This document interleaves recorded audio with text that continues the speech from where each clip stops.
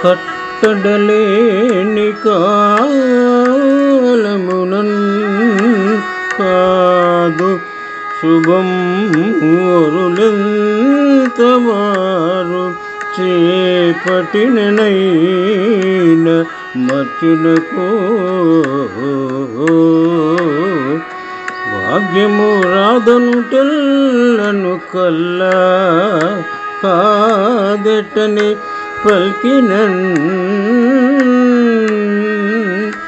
దశరథేశ్వర వశిష్ఠులు రామమూర్తికిన్ పట్టము కటగోరినది పాయక చేకురే vote Bhaskara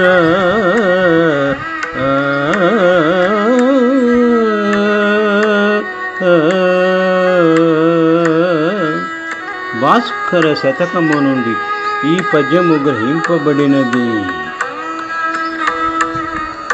భగవంతుని కాల నిర్ణయమునకి మానవ జీవితములు శాసించబడును అని భావము. పద్య సందేశము.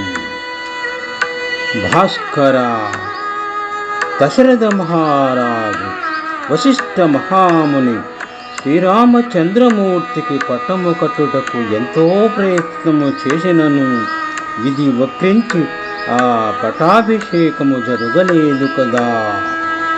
అదే విధముగా మానవ ప్రయత్నమునకు దైవబలము తోడు కానిచో ఎంత ప్రయత్నము చేసినను అది ఫలించదని భావము.